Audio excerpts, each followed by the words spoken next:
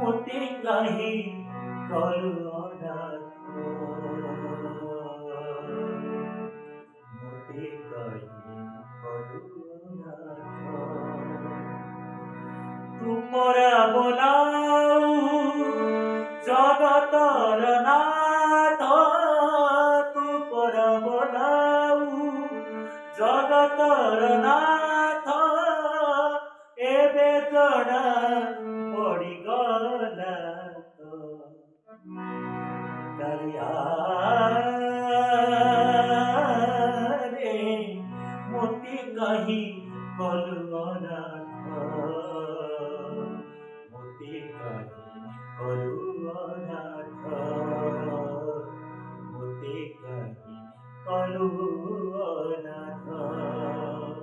जय जगन्नाथ। आम सहित जी अच्छा आज अतिथि जानी आपण परिचय देन दबा पड़े मोर गुरु सार को मुहूर्त आज परिचय जानिबा आ गोटे कथा मनीष जीवन में जहाँ था ना कहीं आज्ञा सबल निज बापा माँ निज गुरु सबल निज को सम्मान करवा आज आम सार किसी साक्षात्कार किसी जीवनी किसी गीत जानिबा आउ किसी टिप जानिबा गीत केमती कैरियर हो पार चेष्टा ही मनीष को आगू को नहीं था मनीष जीवन में जहाँ था ना कहीं बापा जी पिला सब किसी कर किसी कही न था माँ जमी पिला सेमती गुरु सबल उच्च ही होता कारण गुरु की प्रेरणार उत्स हो पारती आ गुरु द्वारा ही गोटे पिला टॉप लेवल पहुंची गोटे ना कर परिचय बने गोटे निजर सृष्टि करते आज आम सहित सार अच्छा आम आसी पहुंची जगतसिंहपुर बालिअंतारे पहुंची आम सहित अच्छा मातृकृपा भजन संविधान मुख्य बा चेयरमैन पर्सन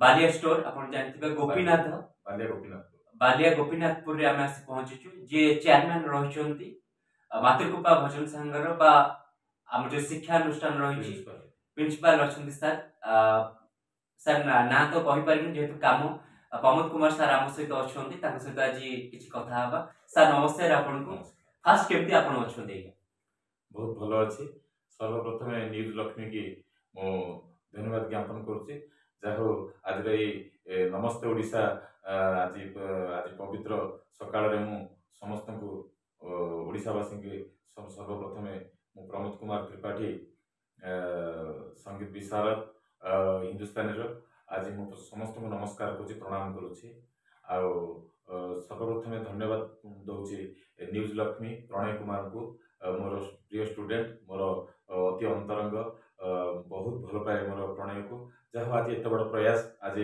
नमस्ते ओडिशा को आसी बहुत खुशी लगे सर आम तो जानिबा गीत उपरे किछि सर आपन जीवन कोन गीत माध्यम थिला ना आउ किछि इच्छा थिला जिबा पे केमती गीत को आसिला आपन एमती मोर इष्ट झुला गोपीनाथ मोर गुरु माँ उनका कृपारु मु एमती मोर शिक्षार नवम श्रेणी पाठ पढ़ुली से नवम श्रेणी मोर टिके संगीत प्रति आकर्षण आसला मोर नना मोर माने मोर बापा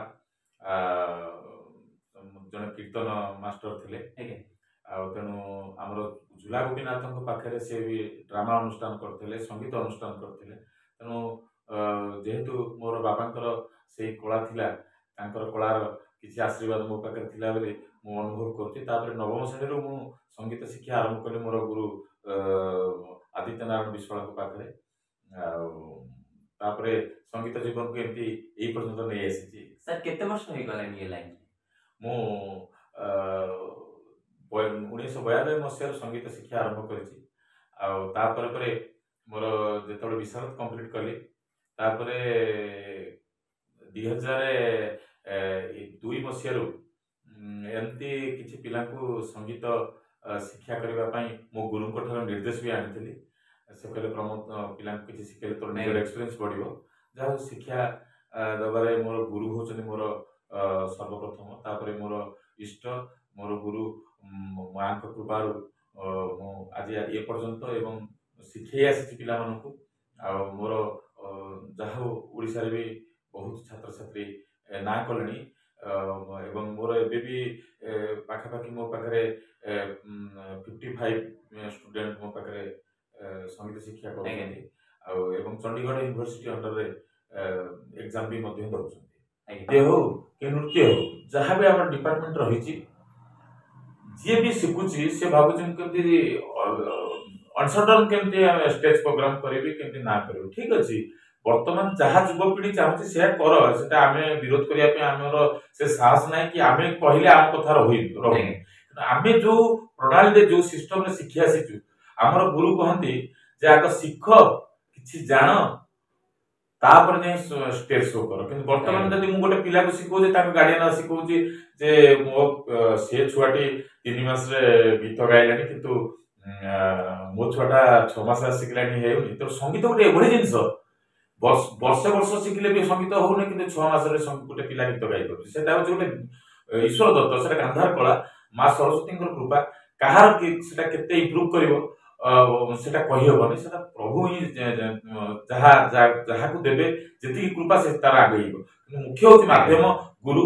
ଗୁରୁ ତାଙ୍କର ଶିକ୍ଷା ଯେମିତି ଦେବା କଥା ଦେବେ, ତେଣୁ କିଏ ଆଗେଇବ ସେଟା କେହି ଗୁରୁ ଗ୍ୟାରେଣ୍ଟି ଦେଇପାରିବେନି। ତେଣୁ ଏତିକି ଗୁରୁ ଗ୍ୟାରେଣ୍ଟି ଦେବେ ଯେ ଯେତେବେଳେ ଯୋଉ ପିଲାଟି ଗୀତ ଶିଖେ, ଏଟା ଗୁରୁ ହିଁ ଜାଣିଥାନ୍ତି ଯେ ପ୍ରକୃତ ଏ ପିଲାଟି କେତେ ଆଗକୁ ଯାଇପାରିବ, ଅନୁଭବ କରିପାରିବ ଗୁରୁ। କାରଣ ଯେହେତୁ ସେ ଶିକ୍ଷା ଦଉଛନ୍ତି, ସେ ଅନୁଭବ କରିବେ ନାହିଁ ପିଲାଟି ଆଗକୁ ଯାଇପାରିବ। ଆଜ୍ଞା, ଆମ ପାଖରେ ତ ଦେନ୍ ସାର୍ ଅଛନ୍ତି, ଯେହେତୁ ଏଇ ମାଟି ନିଆରା, ଏଠିକାର ଭାଇଚାରା ନିଆରା। ଆଜ୍ଞା, ଏଠିକାର ଏଇ ଯୋଉ ସ୍ଥାନ, ଏଇ ଯୋଉ ଗୋପୀନାଥଙ୍କ ଝୁଲା ଗୋପୀନାଥଙ୍କ ସ୍ଥାନ ଯେତେ କହିଲେ ବି କମ୍ ରହିବ। ଆଜ୍ଞା, ଯିଏ ଆସିଛି ଏଠି କେବେ ଫେରିନି। ଅନେକ କଳାକାର ପ୍ରତିଭା, ଯଦି ମୁଁ ଆଜି ଏତେ ବାଟ ପହଞ୍ଚୁଛି, କିଛିଟା ଆଶୀର୍ବାଦ ଦେନି ଏଠୁ ରହିଛି ମୋ ସାର୍ ମୋ ପାଇଁ। ମୁଁ ତ ଅବଶ୍ୟ କିଛି କହିପାରିବି, କାରଣ ବାପା ମା ନିଜ ଗୁରୁଙ୍କ ବିଷୟରେ କିଛି କୁହାଯାଏନି। ସ୍ନେହ, ମମତା, ଭଲ ପାଇବା ଏଇଟା ଥାଏ।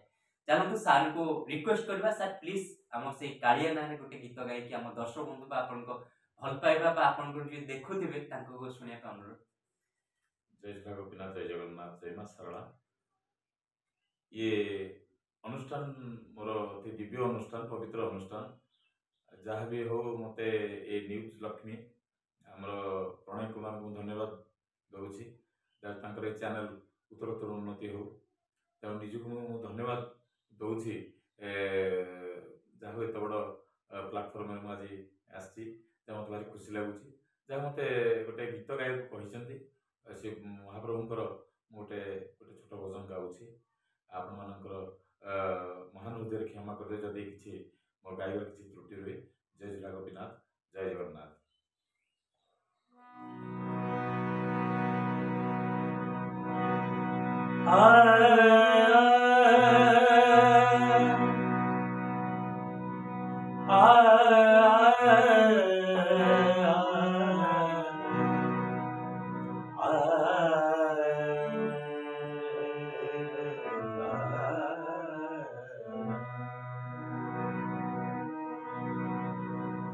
कालिया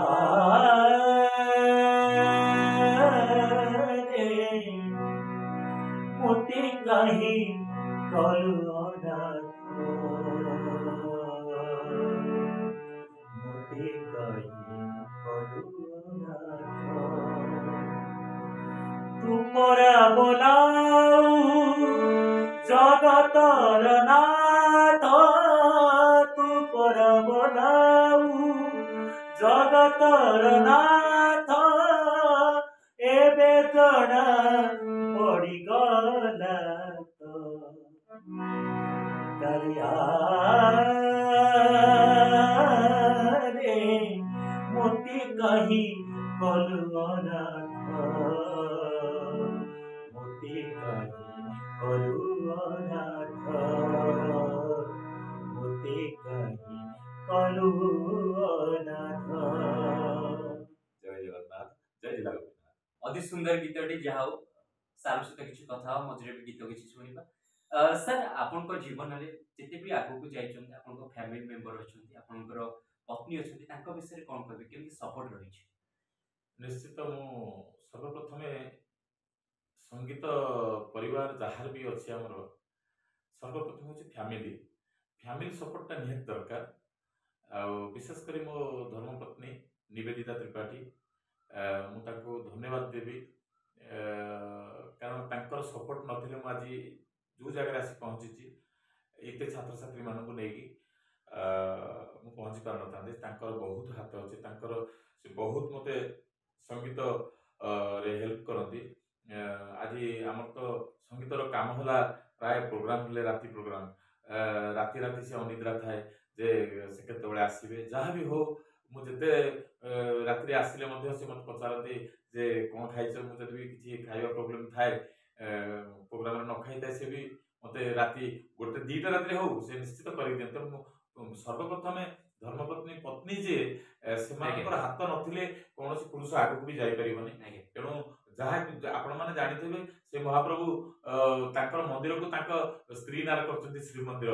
ତେଣୁ ମୁଁ ଏତିକି କହିବି ସମସ୍ତେ ସମସ୍ତଙ୍କ ପତ୍ନୀ ମାନଙ୍କୁ ସେତିକି ଭଲ ପାଆନ୍ତୁ ଏବଂ ସ୍ନେହ କରନ୍ତୁ ଏବଂ ନିଶ୍ଚିତ ସିଏ ତମକୁ ସେଇ ପରିବାରରେ ସିଏ ତମକୁ ବି ହେଲ୍ପ କରିବେ। କାରଣ ପରସ୍ପର ପ୍ରତି କୋର୍ଡିନେସନଟା ଠିକ ରହିବା ଦରକାର ସ୍ୱାମୀ ସ୍ତ୍ରୀ ଭିତରେ।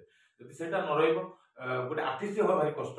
କାରଣ ଆର୍ଟିଷ୍ଟ ଲାଇନଟା ଅତି ଗୋଟେ ମାନେ କ'ଣ ସେଇଟାକୁ ତା ନାଁ ହଉଛି କଳା। ସିଏ ତ କଳା, ସିଏ ବି କଳା। ତେଣୁ ଏ ଲାଇନରେ ମୋର ଯିଏ ପତ୍ନୀ ସେ ସଙ୍ଗୀତକୁ ବହୁତ ଭଲ ପାଏ, ସଙ୍ଗୀତ ନ ଗାଇଲେ ମଧ୍ୟ ସଙ୍ଗୀତକୁ ଭଲ ପାଏ। ତେଣୁ ସେ ମୋତେ ବହୁତ ହେଲ୍ପ କରିଛି। ମୋ ପରିବାର, ମୋ ବୋଉ, ମୋ ସର୍ବପ୍ରଥମେ ମୋ ମା ଯିଏ ଜନ୍ମ କରିଛନ୍ତି ଇନ୍ଦୁମତୀ ତ୍ରିପାଠୀ, ମୋ ବାପା ବିଷ୍ଣୁଚରଣ ତ୍ରିପାଠୀ, ତାଙ୍କର ଅପାର ଆଶୀର୍ବାଦ କୃପା ଅଛି ମୋତେ ସେ ଜନ୍ମ କରିଛନ୍ତି। ତେଣୁ ମୋତେ ମୋ ବୋଉ ମୋ ଭଉଣୀ ମଧ୍ୟ ମୋତେ ହେଲ୍ପ କରନ୍ତି।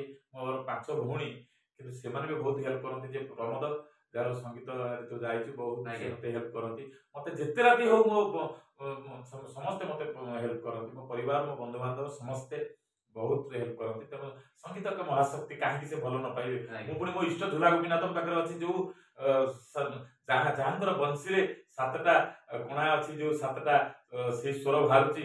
ତେଣୁ ମୁଁ ତାଙ୍କରି ଦାନରେ ଆଜି ଏତେ ବଡ ଇଏ ହେଇଛି, ଯାହା ବଞ୍ଚିଛି ଯଦି ତାଙ୍କରି ଦାନରେ, ତେଣୁ ତାଙ୍କରି ପ୍ରସାଦ ଖାଇବାକୁ ବଞ୍ଚିଛି।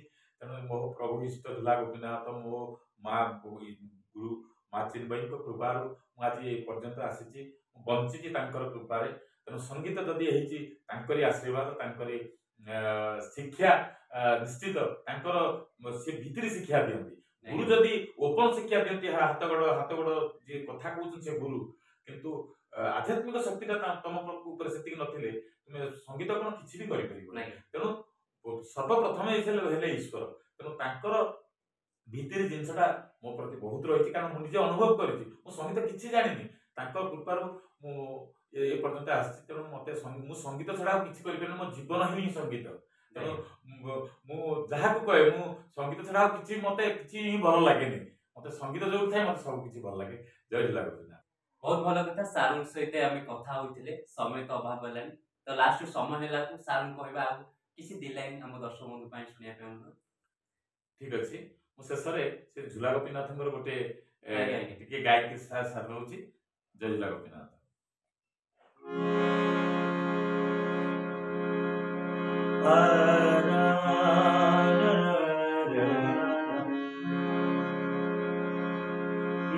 हाथे बंसी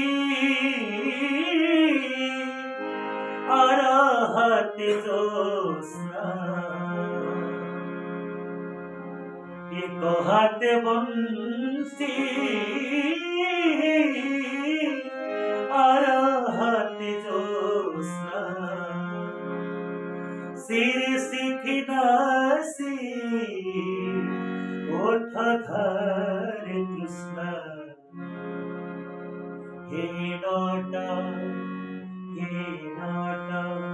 हे झूला गोपीनाथ, हे नाटा हे झूला गोपीनाथ, हे झूला गोपीनाथ, हे झूला गोपीनाथ।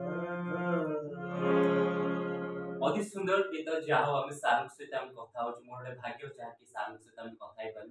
समय अभाव कारण जे जहाँ काम समस्ते बिजी था जहाँ आज आम सार अपडेट नहीं आज आम सार पाखक देने आसलु। आज्ञा मनीष जीवन लास्ट जावा पूर्व कहबी एई होची मनुष्य जीवन कारण मनुष्य केबे आसीबो केबे जीवो से तो केबे जानि न थाय निज कर्म निज भल पाइबा निज पहचान निज सबल पाइ रहिबा दरकार स्नेह ममता ताको भी परिचित बनै थाय आउ गीत गोटे एमिति माध्यम सबल पाइ से मनुष्य को सम्मान आज्ञा पैसा न थाउ ना कहीं तो सम्मान तो एडी दिन छोटा मनुष्य लाइफ रे ही दरकार आज हम सार सहित कथा होची देन सार को किसी कमी रहितो देन सॉरी अब आपन को भल पाइबा एमती थाउ आज मो तो भाग्य अनेक अतिथि नेछि सार तो यही हूँ मोर मो पाई निज एक्साइटमेंट ऑब्वियसली आ गोटे कथा कहबी सेही कथा जीवा पूर्व बापा माँ निज गुरु को केबे भूलंतुनी कारण ओडिया भाषा ओडिया निया रहउची नमस्कार दर्शक बंधु यदि आपण मानको आज भिडियो भल लागिले भिडियो को लाइक कमेंट शेयर करी हम चैनल को सब्सक्राइब करी पाखर थिबा बेल आइकन क्लिक करबा को जमा भी भूलिबे जहा द्वारा हमर अपलोड होतबा समस्त वीडियो सर्वप्रथम आपन पाखे पहुंची परिबो एमिति सब नियर भल मत खबर जानिबा पई हम सह जोडी होई रहंतु आपण माने देखचंती न्यूज लक्ष्मी से रहउची नमस्कार पुन देखाइबो आउ एक वीडियो माध्यम